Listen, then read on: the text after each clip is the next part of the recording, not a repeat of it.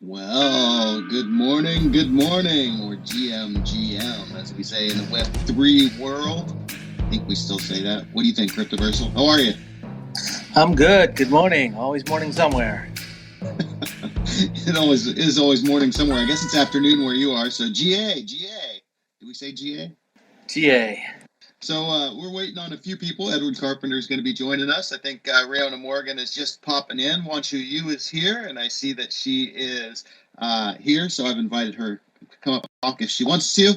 Rayona Morgan, we're going to get you up here as well. By the way, I'm CD Demisio. This is the Web3 Writers Hour, joined by Cryptoversal Books, Rayona Morgan.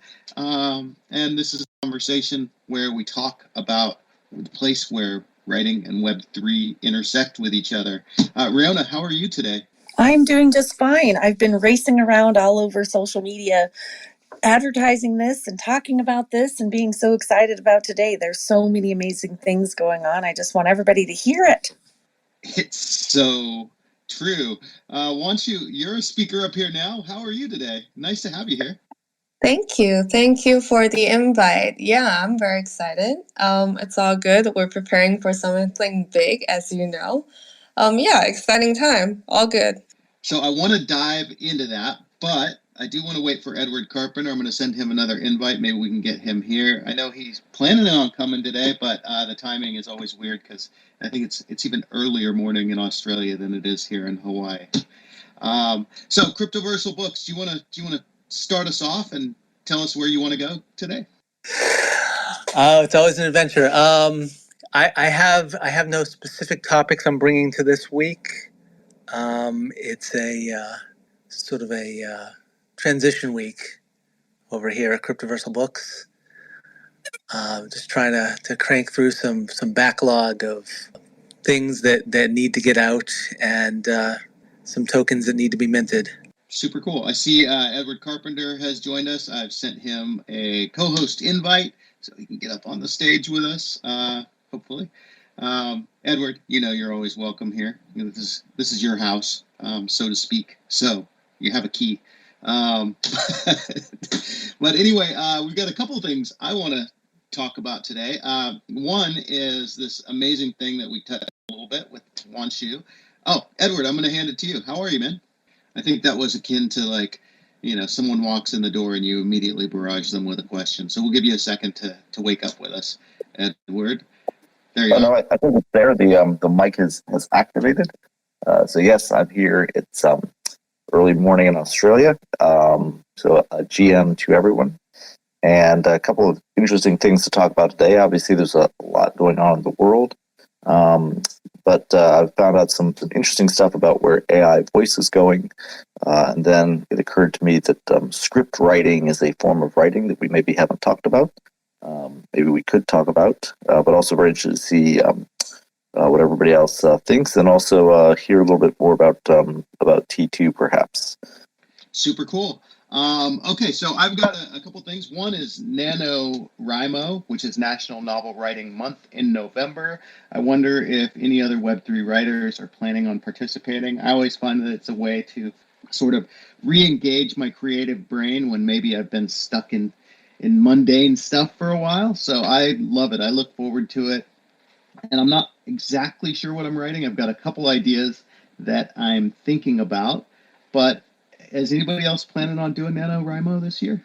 A little bit too much of a commitment this year, but always very excited to see what comes out of NaNoWriMo. I'm thinking about it. I have a lot going on, and I'm really thinking about this T2 project as well. And so I'm just trying to manage my time and see what I can come up with. So it's a possibility. Okay, so that raises a big possibility. And the possibility I've been thinking is, how can I combine NaNoWriMo and writing with friends T2? That's sort of what I've been, one of the things I've been ruminating on. We can dive into that right now if you want. But Wanshu, since you're here, I wonder if you would introduce what's going on with T2 and writing with friends. And this is super exciting. And let's hear it. Well, thank you. So actually today we do have something new. that we haven't released yet. So you're probably among the first to hear about this. So as of today, our Territory V1 feature is released. So if you go on T2 now, you can actually join a territory. So everyone now can write and publish, and you can join a territory with your time points. And you can also, after you join the territory, you can start posting articles in the territory, and also you can start posting prompt, which is a new feature that you can experiment with right now. So with prompt, it's basically a questions, and you can contextualizing it, and people can respond with articles. So that's something big that happened today, and please feel free to give it a try and let me know what you think. There are different cases that we think about using it, but we'd love to see you actually using it and show us how you like to use it. Yeah, and that's the feature wise on T2. And regarding Friends to Write, we're very exciting. We're very excited about this upcoming writing contest. It's a bit of a non-traditional writing contest. With traditional writing contests, you submit one piece of writing and that's it. But for Friends Who Write, it's a 1 month writing sprint, a bit similar to NaNoWriMo, as you mentioned, which is probably why you want to combine it. But this one, you also need to join with friends. So you join with a group of friends and you all publish every week. And the goal is to publish for the entire month of November. But you don't have to publish every day. Just one piece of writing every week is perfectly fine.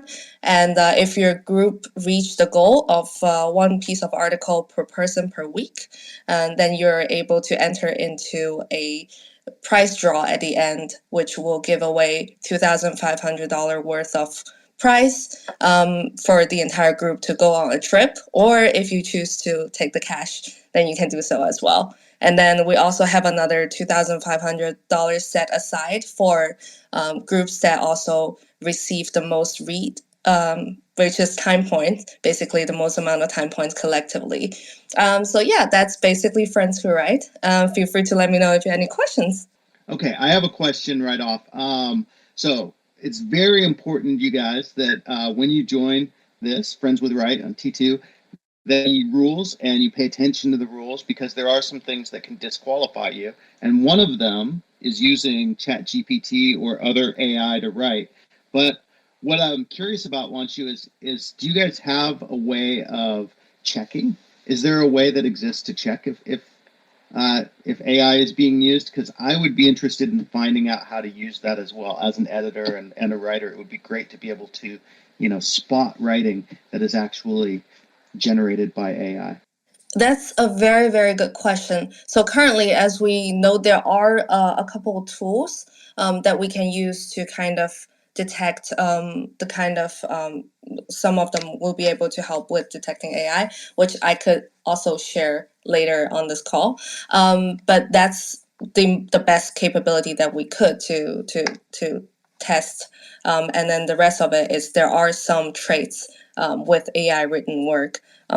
I think some of them, if you read a lot of AI writing articles, that you'll be able to kind of smell it also. But that's really the best capability that we have, and the rest of it is more about your personal responsibility. If you declare that you're writing with your genuine writing by yourself and with it's not AI assisted, then we also trust you on that sense, unless there's other way to prove it.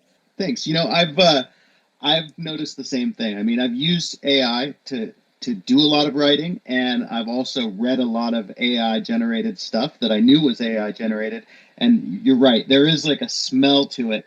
The thing that always crosses my mind, and maybe this is a good plot for somebody, if you're looking for a plot for NaNoWriMo, the guy who writes exactly like the AI writes, and everybody keeps accusing him of using AI to do his writing when he's actually just a writer who writes exactly like the AI does. I don't know. I found that's a random aside. Okay, so Friends Who Write, this is a really cool thing. I mean, I look at this stage right now, and Edward and Odd Writings is here, Cryptoversal, Riona, you. I know you can't participate, but it would be so fun to take a trip with you guys and to like do it by winning a writing contest. So are you guys down for forming a team and doing Friends Who Write? And maybe we could all like take a trip. You guys could come to Hawaii, or we could all take a trip to Montana and see Riona, or we could all go to Australia or to the East Coast and see Cryptoversal books. You guys down for that? That would be so cool. Yes, I'm in. I'm in. Absolutely. Yeah, I think that'd be pretty awesome. I will Very participate. Oh yay! Odd Writings, how are you today, man? Doing all right. It's gonna take forever for me to catch up, but oh well. What are you behind on? Oh, I lost my internet and my telephone, or my phone internet connectivity. I lost it for 9 days straight. It took them 9 days to get it fixed. And I've never had a cell phone, so I've always had a landline, and I didn't realize that if your router goes down, so does your landline. so I've been trying to let people know I'm still alive, basically, the last 9 days.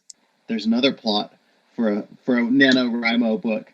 You know, the guy who gets disconnected for 9 days and never is able to catch up again. It's like a new level of Dante's Hell. Okay, so I guess we're good. Like we're gonna do the team. So we're gonna call it. I signed up Web3 Writers Union. Make sure you put that apostrophe in and union. So Web3 Writers Union. I signed up for it. I've given you guys the link to sign up, and we'll provide the link if you want to do a team, and if you want to join us on a team, talk to us. But make sure you're willing to follow the rules. Riona, I saw your hand go up. Yeah, just a quick question. And so it's about this contest. And what genre? I've gone in and read through the rules, and I'm just interested in what genre are we all leaning? Like, what genre is T2 wishing for? Are we wishing for nonfiction articles, or are we wishing for, what are we wishing for? So in terms of T2, it really is anything. You can write about your personal experience. You can write thought pieces. You can write flash fictions, literally anything. And you can post it also to different territory as well and under different prompts. All you need to do is just to join the Friends Who Write territory. If you couldn't find a territory that fits your writing, that you can also post it under the Friends Who Write territory. So it's really a blank canvas, and you can feel free to write anything. I love that answer. Yay, thank you so much. When does it start? So the registration is already open now, and the first submission starts sharp on November 1st and ends on November 30th. And yeah, and the final prize announcement is actually we're planning to stream it online so that you can see how random it is from the prize pool that's the prizes draw. That's on December 8th. Okay, I've just posted the link to the registration up in the nest, so we have that. This is so exciting, you guys. Oh, hey, T. Dylan Daniel, that's Epic Dylan has joined us. Going to add you as a speaker and get you up here. We're talking about Friends Who Write contest that's being run by T2, and Wanshu's been telling us about it. Good to have you here, man. How are you? I'm always jumping the mic like that. Okay, Dylan, when you got something to say, you can raise your hand. Oh, there you are. Yo. Hey, sorry. I just it kind of cut the audio out while I was being allowed to speak, and I wasn't sure you were addressing me. But I'm happy to jump in and say something because I'm really excited about this 2-2 contest with Wanshu, and unfortunately I happen to have missed most of the details. So I was gonna see if she could just tell me what she wants again, if that wouldn't be too much. Yeah, of course. So it's a month-long writing sprints with friends. So basically, you form up with friends in a team of 2 to 6 people, and each team member posts one piece of writing per week. And at the end of the month, you will have four pieces of article each members. And then if a group reach this goal, then you will be able to enter into a prize draw that will ultimately potentially give you a group prize of $2,500 for a trip, or you can split the cash among the group members. That's the first category. The second category is the most impactful group. So the group that has the highest amount of time point collected will also be eligible for for winning from a prize pool of 2,500 additional amount of cash. Yeah, that's the short summarized version of it. Of course, the rules are more extensive, and feel free to read also the rules and guidelines in the link. Oh, that sounds fantastic. Who wants to be on my team is the only question that I've got left today, CD. Dylan, we've got a team of 5 already, and once you just said that it's 6, so guess what, buddy? I just sent you the name. It's the Web3 Writers Union. Looks like you get to be 6 on our team of 6. So we filled out our team. Beautiful. Just like that. Thank you so much. What a great day. What more could a guy ask for? Hey, and the other thing is make sure that you do read the rules, because there's a couple things that can disqualify the whole team, and one of them is using AI. I know that you're not using that for a lot of your writing, but it's good to know what will disqualify the team. So make sure you do read the instructions. All right, so with that, why don't we move on? Edward's brought a pretty fascinating topic today, which I think is the fact that in Web3 there doesn't seem to be a lot of screenwriting. Edward, to you. I don't know. There isn't a lot of screenwriting in Web3, but it's not something I've come across. It's a little bit of an interest item to me. My wife is finishing up a short film for Sundance, and I know that historically in the movie industry, what got pitched to a director or a producer was not, in fact, a short film clip, but it was just this massive stack of white paper with black words in a very prescribed format that was a script, and that's what they made the decisions whether to make or not make blockbuster movies off of. So I'm curious if what people in this crowd know or have heard or seen somebody else do about screenwriting either in Web3 or have you had any experience with it in Web2? I think I recall that there was a Web3 film studio project at one point that was trying to get off the ground, and there was a Discord server, and there were screenwriters on it. I looked into it briefly. I don't remember the name of it, and I don't know if it's still going, but I do know that was at one point at least, and maybe still continuing, was a thing. I think I remember one of them was Non-Fungible Films, and they did an animated movie called Oscar Haley, I think, which was like a short feature animation. There was also Deadheads, which again was animation, but they had some screenwriting going on in terms of like the animation writing, and that's kind of a cool project. It's a real OG NFT project, but they produced an entire season of shorts around these little deadhead sort of bobblehead looking creatures. And then there was another one. Well, I've seen a couple of them that were small. There was one that was based on a Netflix show. What was it called? Like The Outsiders or something. Not The Outsiders, but something. The Other Ones. That's what it was. The Other Ones. They had Discord, and they were talking about doing some stuff. But a lot of these have seemingly fallen by the wayside. Like the NFT world just kind of sucks right now, to be honest. So a lot of them have either disappeared from the radar or in a place where they're not getting a lot of press at the very least. But was the one you were thinking of Non-Fungible Films, Greg? No, I think it was something else. I'll try to check my notes and see if I can find it. I remember there is a project that I spoke with. It's called Adamverse. It was actually started by one of the producer of It's Always Sunny in Philadelphia, I think. They are basically a Web3 project that's built for screenwriters and basically all writers that are writing for like TV shows and movies and theaters. I think they're still ongoing. I think they're in their beta phase. If anyone's interested, you can also take a look at that. I think that could be something that's interesting. I think that was the one actually I was thinking of. Thank you so much for remembering that. Yeah, so it looks like the group knowledge is sort of what I thought it would turn out to be, which is that there's not a lot of big stuff going on specifically in that genre of writing. And one of the things I sort of thought that was going to drive that is the fact that now you don't need to actually do the writing. If you have the idea and you can kind of create something. Before it was, you could do something with your phone and your friends. Now it could be you could animate something with AI. And it seems to me that at least for shorts, the writing may now become much sort of more in the background.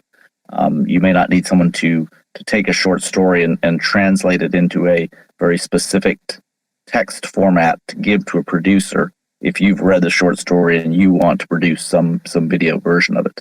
And on the other hand, also maybe think just about the how we use movies, because we have still pictures, obviously. Audiobooks work pretty well in Web3. Print books have worked to an extent. Moving images. But do we think that short film or even long form film is going to be something that we need to think about in sort of the media world in Web3? I'm going to jump in really quick. I knew I saw something the other day about some Hollywood film producers getting together to talk about their upcoming film, and I just shared it in the nest. And so I'm not familiar with the people who they're advertising, but it is a conversation, and the conversation's happening Friday. It's an X space that might be interesting to attend to learn more about it. And so I'm sorry I was silent, but I was like frantically looking for this information because I knew I saw it the other day. So yeah, thanks. Authored, I think your hand was up first. Do you want to jump on it and then I'll take it? Hey, yeah, I hope everybody's doing well.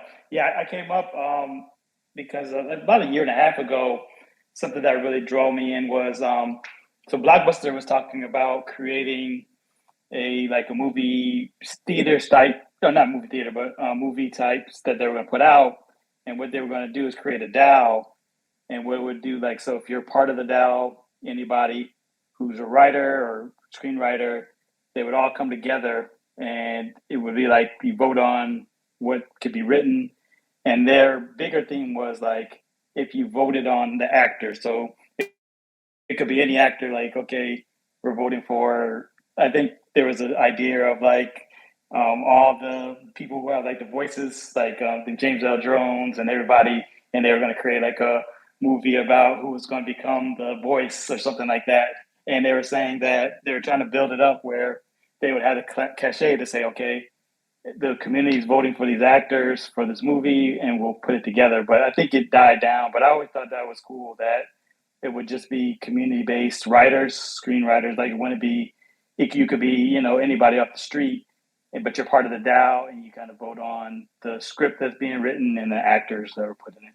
Right on. Yeah, there was a music type of thing that I saw with CD Vagabond not too terribly long ago with the Warps NFT collection, and you were able to vote on the music at a party. It's really interesting. All these different sort of almost baked sort of crowd sourcing ideas that people have had. What I was going to kind of riff on was actually a tweet that I saw. It wasn't Punk6529, but it was somebody like that. Some kind of Web3 influencer talking about tokenized media, and so. I don't really have anything all that concrete, but I will say that I do think that kind of the old page DAO idea of tokenize everything, put it on chain, it makes it all better.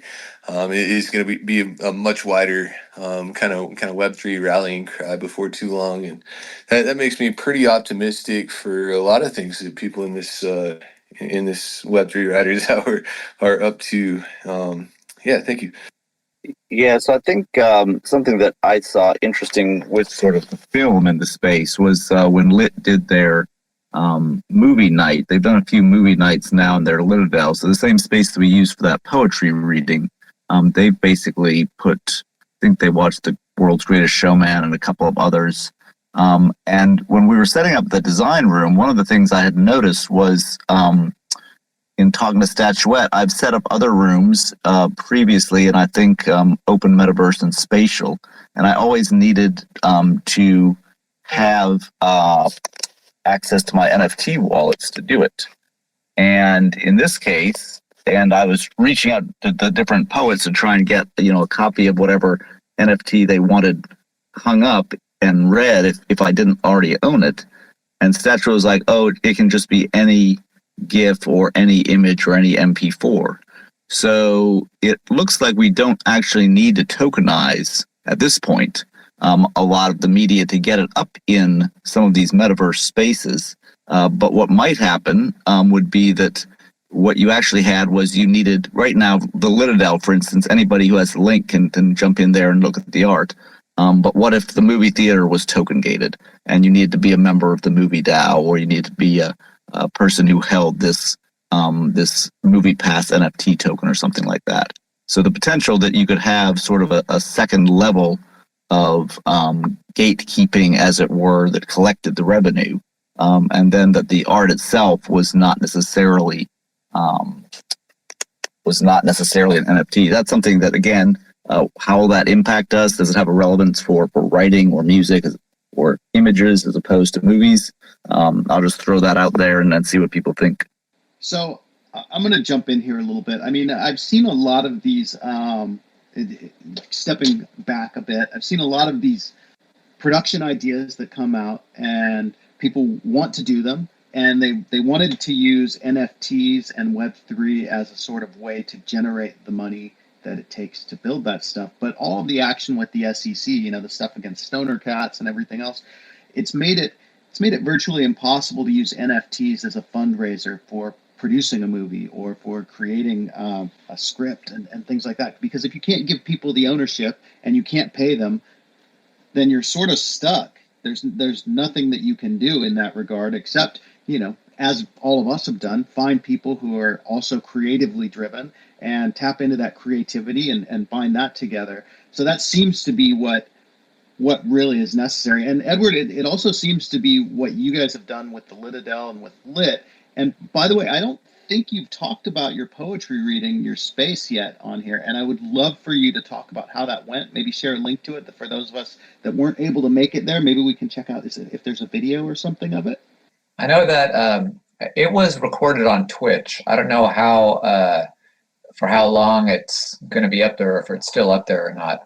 I don't have most specifics though. Edward knows more. Yeah, I think Statuette said it'll be on Twitch for a week. I'm not a Twitch person, so unfortunately I didn't go pull down that file. Perhaps somebody else did, or I can reach out to her and see if maybe she has something. Well, how did it go, man? I mean, what was the turnout like? How many poets did you have? I'm sorry I wasn't able to make it, but all of the promos for it looked super. I think it went pretty well. It was one of those interesting things. Every time I've done a virtual meetup, which I've done a few times now in different capacities, has been sort of a learning experience. So we had some fun. There's couches you can interact with, and so we had a bunch of people sitting on one another or sitting dangerously close to one another for a little while. We had some MP4 art. It was very interesting. One of the poets, she couldn't be there, and originally she was going to have someone read her piece for her, but it turned out the piece she sent was an MP4 where she basically her poem read itself if you got close enough to her thing. So we all kind of just congregated around her easel and turned the volume up and listened to her read it, and then discussed it. So I thought it was pretty good. I think, Rihanna, do you remember? I think we had maybe 10 or 15 people. We had a few people drop in and out. It looked like we might have had just some random kids who had just drifted in, running around the room for a bit. But you could just mute people if they're being silly. I thought it was pretty interesting, and it was really great to hear people from all over the world talk about their poetry, share new stuff. So, Rihanna, you were there. Am I missing anything important here?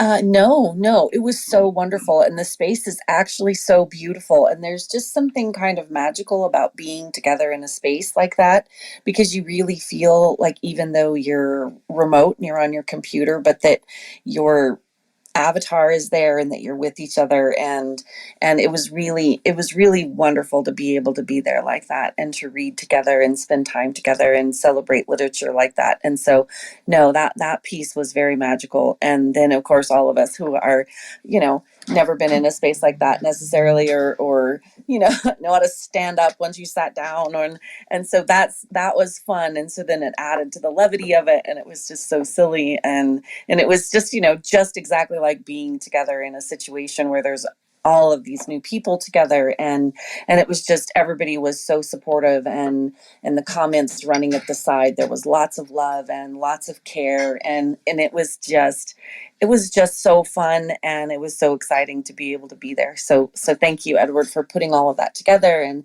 thanks to Lit for doing that, and Statuette and everybody. It was just beautiful, and so much fun, and I really can't wait for the next one. So thank you so much. Yeah, one thing that did strike me was, again, that Litadel has it's a really lovely kind of example of what I think maybe the metaverse could and should have more of, which is essentially an art museum. And but it's not just like a big box. It's extremely well constructed. It's like this big tower. And one thing I thought is, besides hosting exhibitions in virtual, you could do things like do a treasure hunt, like give people a time limit and a goal of finding something in one of the pictures or something in one of the art pieces, or coming back with their best story. There's lots of very social things that you could do in a space like that. And maybe as we go forward as a community, maybe someday you could have a space in because one of the things too is like, how long do we stay slaves to X and keep creating content for them for free? I'm not sure how more and more I'm beginning to feel about that, but yeah, I just think it was certainly an interesting experience, and one that I hope to be able to host something like that again. Well, before we get too far from the subject of tokenizing media, I do want to bring up the AI angle. Basically the way that LLMs like ChatGPT work is they break things into tokens, and I don't know. It seems like creating novel natural language theorems is something that could be incentivized and then served to a user through something like an AI user interface. So I definitely want to kind of keep that beach ball alive, because I just love this AI stuff. And also, I guess I have a little bit of news. I tried to write a paper about the nature of consciousness for Nature magazine, and got the best letter of rejection that I've ever gotten within like 48 hours of sending it in. They're just like super polite, and they're like, look, like, people want to talk about this, like, you're right on, but not for our audience. You definitely need to find a more specialized journal. So I'm really interested in kind of consciousness, like in a deep way, as well as in in terms of like monetization. I know everybody says Web3's hyper financialized, but I actually have like kind of this weird opinion that like maybe Web2 is what's really hyper financialized. So anyway, there's kind of like a million ADHD thoughts from me. Oh man, you hit it. Like Web 2 is totally hyper financialized, and it's spilled over into Web 3. And the unfortunate part is that I feel like the basis of Web 3 was to get away from that, and then it became profitable, and the hyper financialization jumped in there, which brought all the regulation with it. Because as soon as some rich dude's kid loses all their money buying a colorful JPEG, we knew that the party was going to be over. But anyway, Edward, I saw you shut your mic off. You got something to say on that? I'm not going to go on too much on it.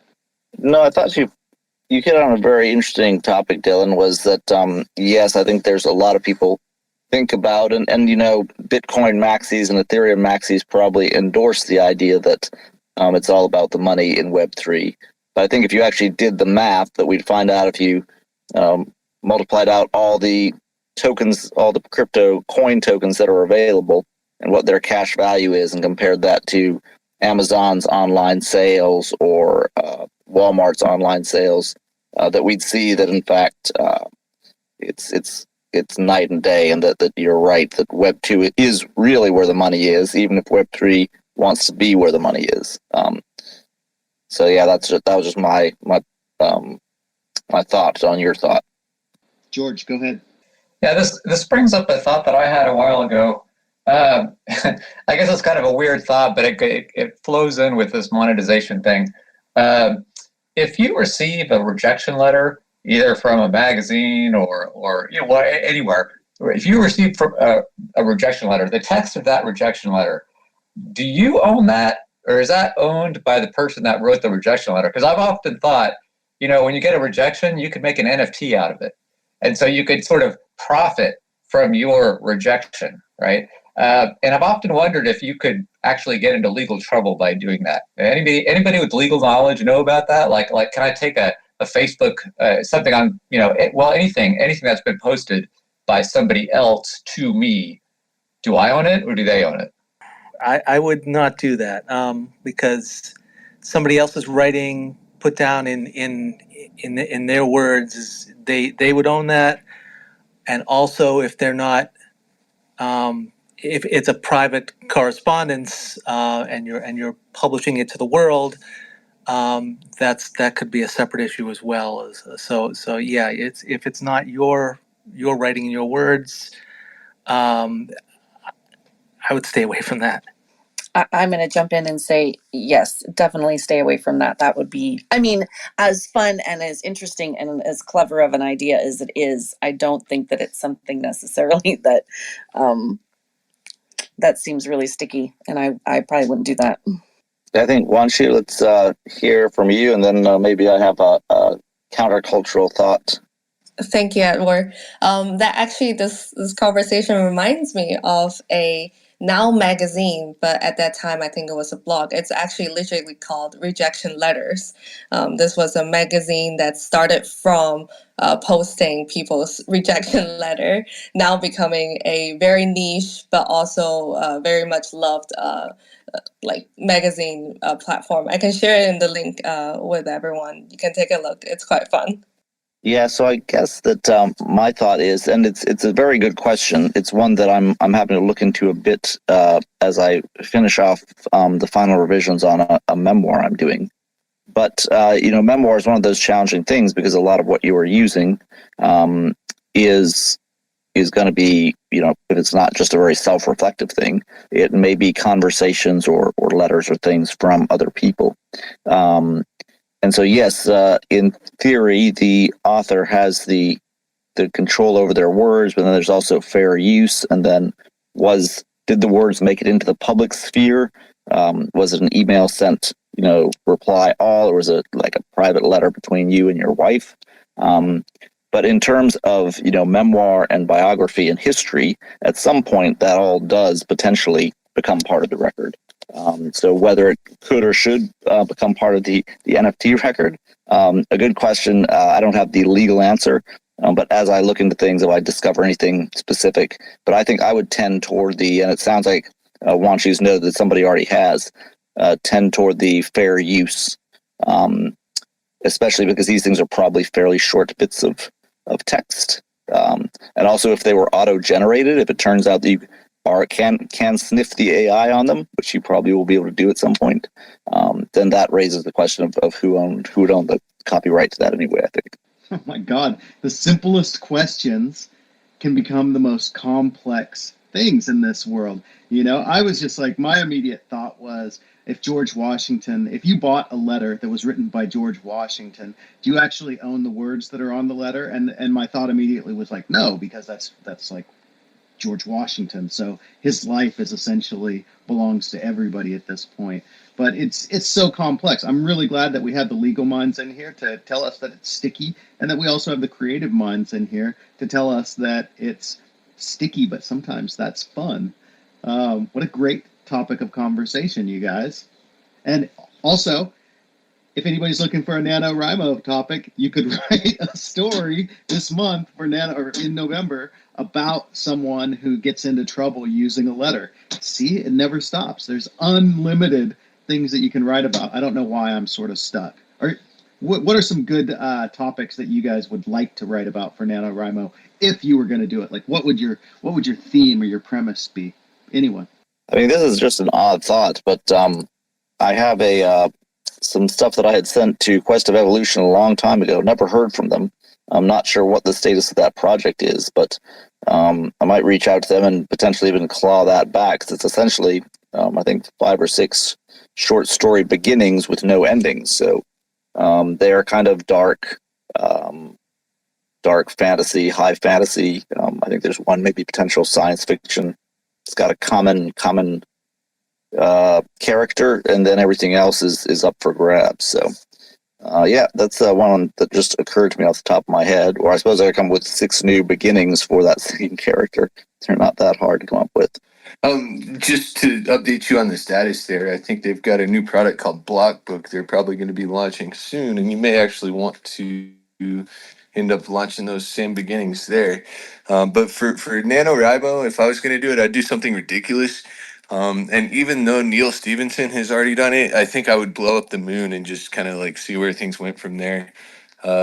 If I was just going to try to write a I don't know. I mean, I probably shouldn't. I think I have probably too many things going on this year, but who knows? Uh, Yeah, I think I would just point out something for those people who are maybe starting out.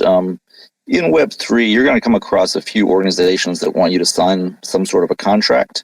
And the more I've done it, and I've done it a few times, the more careful I recommend people to be, just because most of those organizations don't exist in any form in some cases, or in the form with which I signed contracts with them before. To what extent those things are binding, and how much you can reach out to the founders and negotiate your way out of something, based on they're not having done something in a certain amount of time.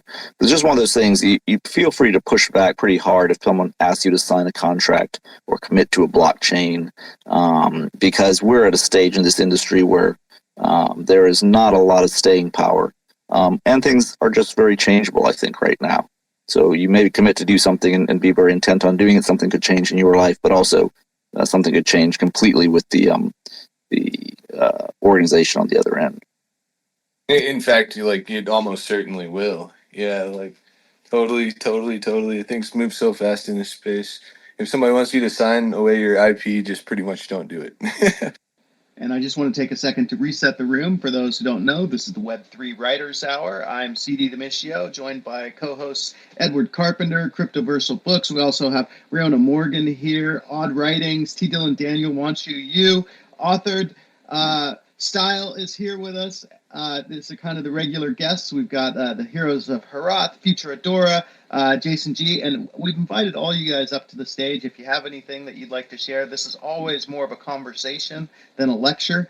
We don't want to have lectures. We just want to have conversations with Web3 writers about Web3 topics and where writing meets those things. So if you have something to say, throw your hand up, get up here. We've got about 15 minutes left, and let's just open it up to anything that anyone finds interesting in the Web3 space right now.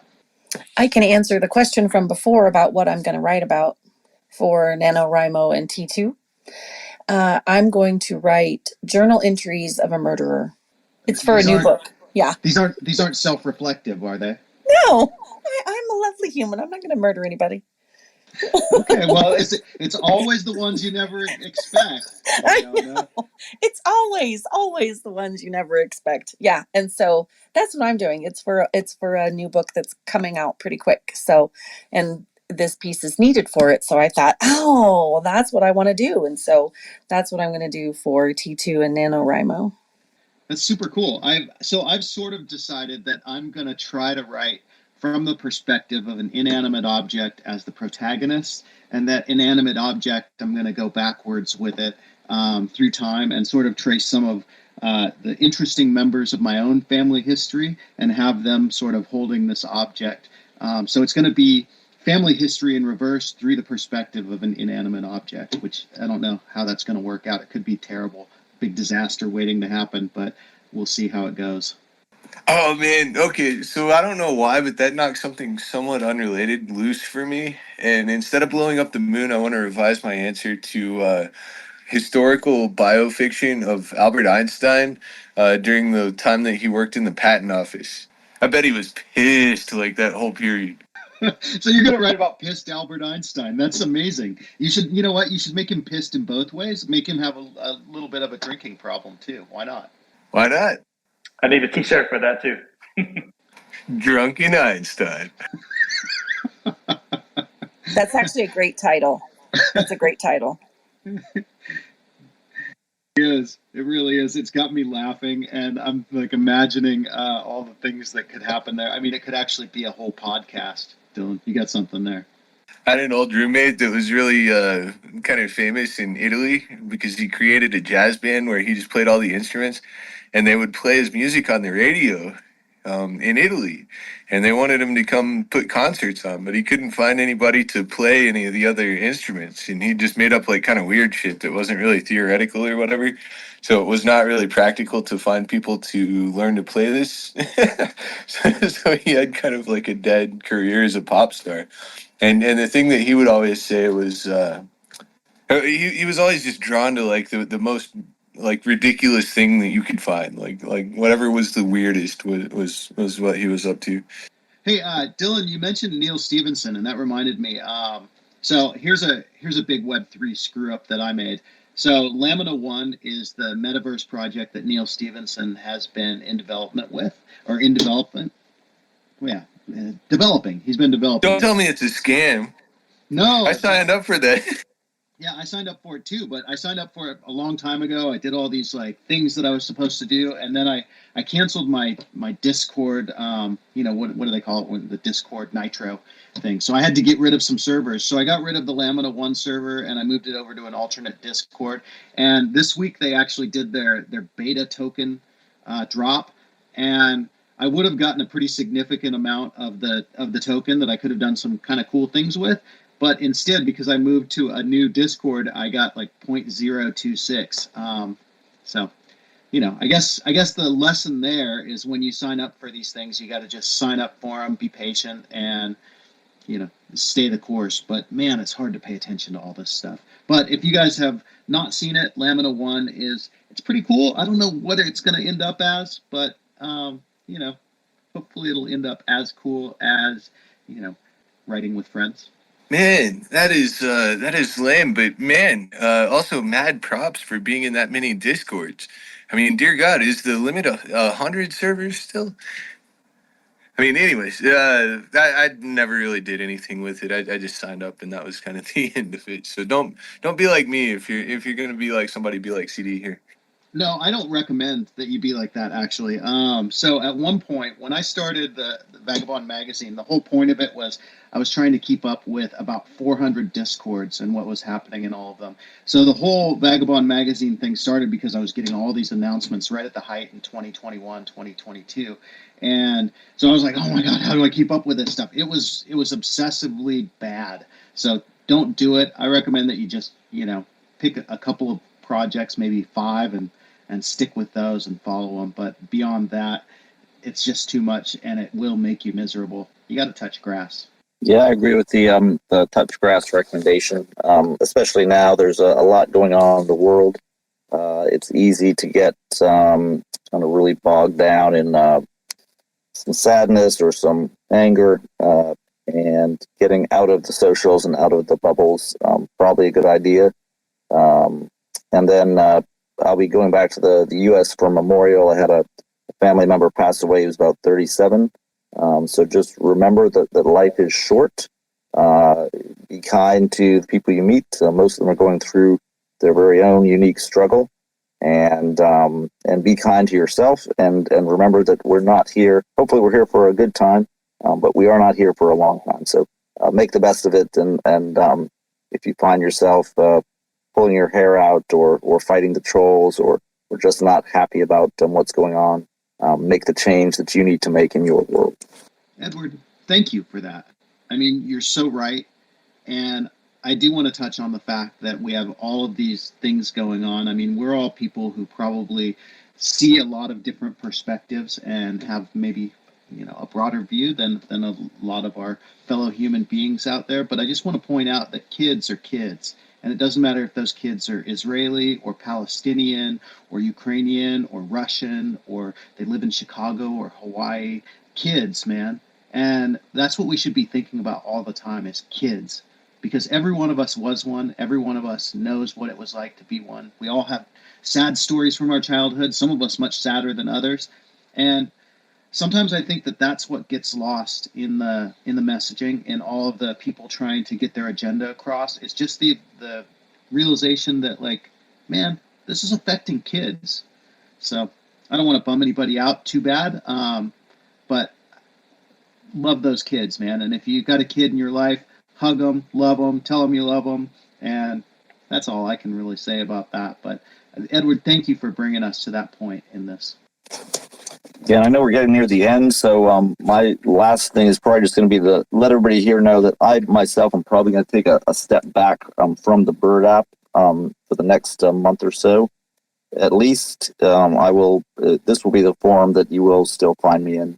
You'll probably see a bit of stuff from me from time to time, but between my book revisions and just needing to probably step back from some of the negative stuff that's out here, and also really questioning, what is my relationship with a platform that it doesn't, I don't think, really value most of my content. Doesn't reward me for content, and maybe I'll look at, if I have the time, look at Farcast or look at some of the other potential things out there for platform building. But I'm sure I'll be back. I've taken steps back before. It's always, I've found to be a healthy time. So you don't see me around as much in the forums. That is why, but I'll still try and keep up here and pop into the DM groups, especially for arts and poetry from time to time. Yeah, it raises a good point. I mean, I don't like where Twitter has gone. I read a great article this morning by Ryan Ozawa, a friend of mine, who actually introduced me to Twitter back in 2007. And he was talking about how Twitter has become the worst parody of itself. It's lost everything that it had that was valuable, and it's true. It becomes worse and worse. And so I wrote a post this morning on my Gmonk CD, just short, about what's still keeping you on Twitter. And then I answered the question. And the question the answer for me is one, I paid to get verified when this thing started, and I'd like to get my money's worth out of it. But that's a kind of lame reason. I mean, the bigger reason is there's no good substitute for Spaces yet, but Spaces become less and less important as more and more awesome people leave the Bird app. And so that's kind of a problem in itself. We need to find an alternate for Spaces.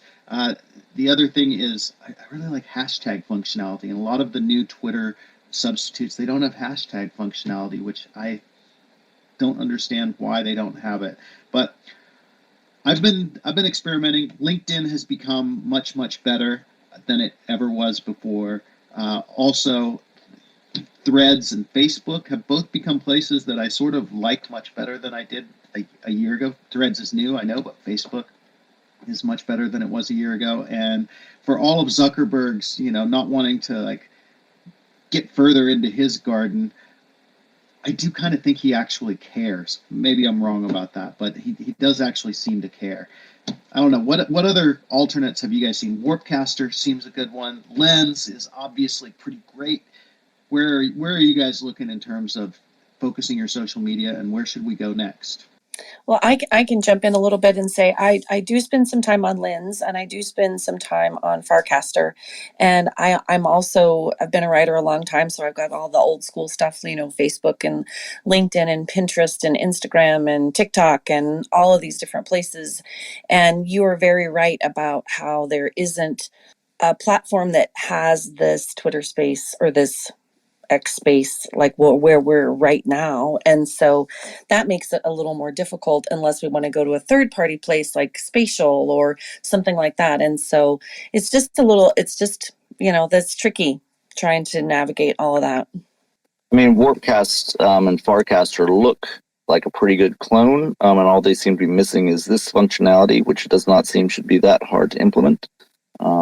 So I think that might be my first Threads, possibly, and then, like Brianna said, maybe returning to the good old bad old days of some of the other platforms out there. But yeah, one of the questions really is, it's an attention industry, and I think the most valuable, there's going to be more stuff produced that can ever be consumed, especially now that AI is getting into it. So your attention is very valuable for somebody, but it's also your attention is your time, and you don't get any more of it. So does social media use you, or do you use social media as a creative? And I think that's one of the things that I'm going to be wrestling with in this time off that I'm taking. Well, Edward, you really brought it today, man. You brought a lot to us, and I think taking the time off is an incredible idea. It's a good thing to do. Everyone should do it. I had some time off last week, which really refreshed me. I think it's it's essential to do. But we're gonna miss you, and hopefully we'll still see you around and see you pop into these spaces and things. So that winds us down, you guys. We are right at the end. It is 10 a.m. This has been the Web3 Writers Hour, conversation about writing and with writers where Web3 and writing coincide. Why don't we close it out with some aloha? We can all just open our mics, and at the count of 3, we'll say aloha, which send that love out into the world because we are all one. We all breathe the same air. Aloha. So 3, 2, 1. Aloha. Aloha.